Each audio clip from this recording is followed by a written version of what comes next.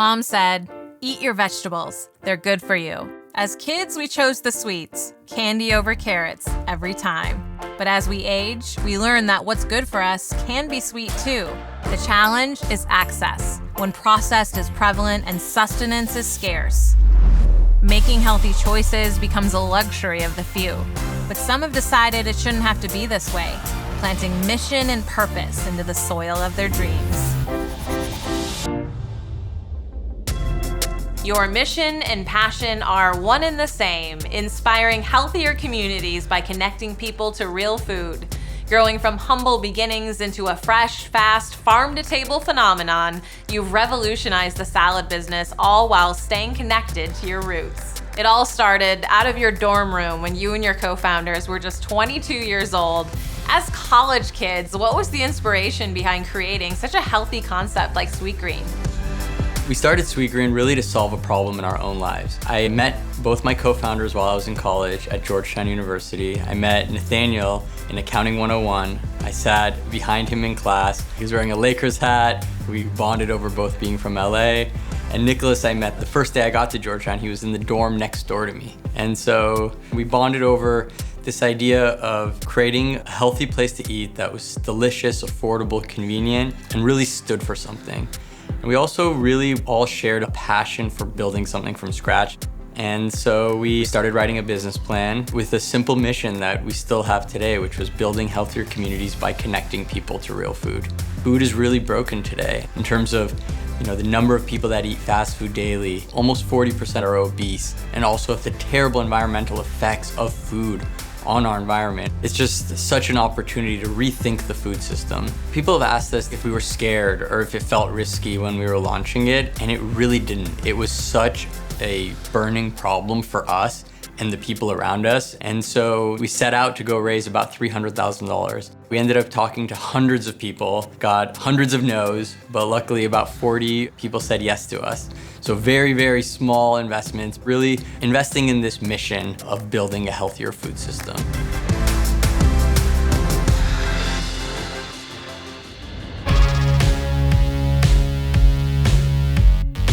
You, of course, began the business with no real experience in the food industry. So what were some of your earliest challenges and how did you persevere? One of the best things about doing what we did when we did it is that we knew nothing. And so the naivete of not knowing what we were getting into allowed us to kind of take the leap and do it. I think if we knew what we knew today, we probably wouldn't take that leap. Our first restaurant was a 500 square foot old burger shack right off campus, really iconic looking white and green little tavern. That space was way too small to actually build a restaurant.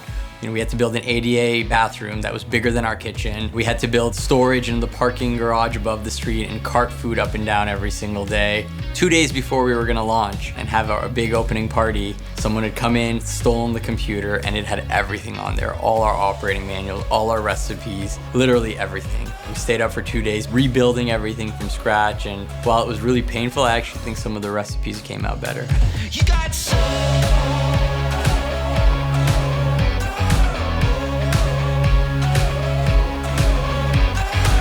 Our biggest early challenge was learning how to lead people. We had a really good sense for the brand and the community and the strategy and the idea, but we'd never been a boss. As the company evolves and it scales, it's still one of the things that we have to continue to adapt to. It taught us from a very early stage about problem solving and how we could turn these little crises into opportunities, and it's a mantra that has stuck with us.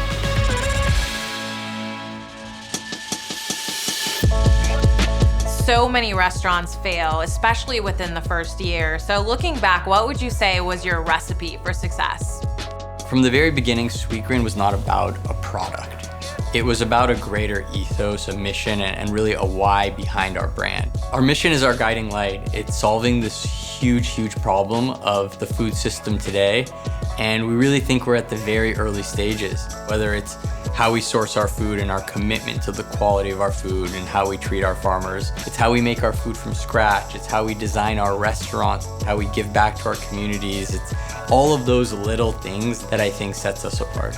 We're riding two massive waves and secular shifts in the way people consume food. One is people want to finally eat healthier food, have kind of woken up to the fact that they want to know where their food comes from and what's in it, and they're making the connection between what they eat and how they feel.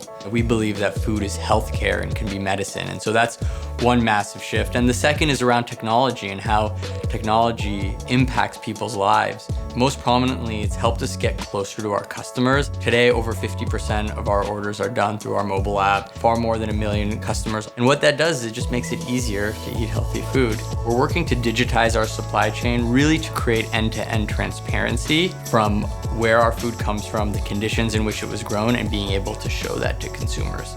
In our world, it's a lot about reducing friction. When you talk to a lot of consumers and you put yourself in their shoes, people always want to eat healthier. What gets in their way is some sort of friction. For us, we try to think about this desire and friction matrix. How do we make the healthy food more delicious and desirable, but also reduce the friction in which you can access it? Once you have that direct connection to your customer through technology, as well as this emotional connection to the brand, there's a really powerful opportunity to make a positive impact in the world. Continuously taking risks is something that keeps any company fast-moving and innovative. As a leader, how do you encourage a culture of failure? We love to create a safe space for failure. And in a weird way, it gets harder to do the bigger you get. And so a lot of it has to do with how you set up goals and structures. For us, it's our OKRs around taking some big bets. We have this one thing called the Learning Forward document, where when we do fail, we almost celebrate it. And it's not to celebrate the failure, it's to celebrate the learnings from those failures. And we also believe that gratitude unlocks the fullness of life, and that doing it personally for yourself and also sharing that with others just brings more awareness and joy to the world. We do have a practice here where once a month we write gratitude cards, both to our internal customers and our external customers. So we get together and we write handwritten notes to our team members who are giving great experiences to guests, as well as guests who've written in notes of gratitude to us. And so it's our way of creating this virtual cycle of love. For all the conscious creators out there, what are 3 things that aspiring mission-based entrepreneurs need to thrive?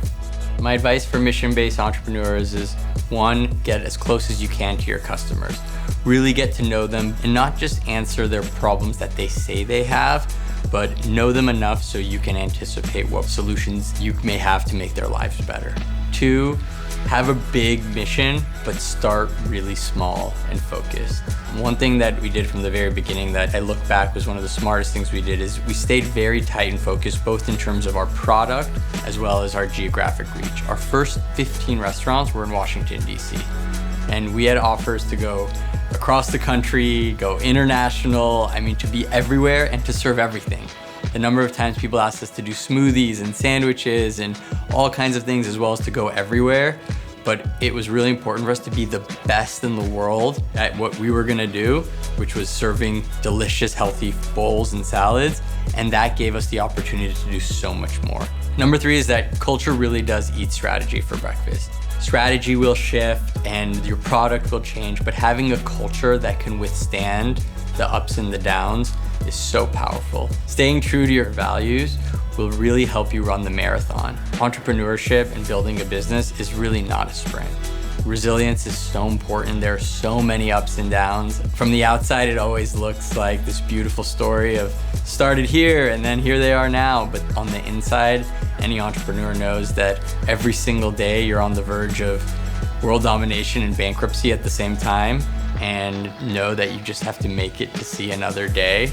I'm most proud of the culture that we built at Sweetgreen, this amazing group of people and brilliant minds that are so committed and work so hard every day to bring our mission to life. And I'm also really proud of my partnership with my 2 co-founders, the fact that we still have the relationship we do as friends and partners and leaders of this company. It's an amazing thing to be able to live that sweet life together.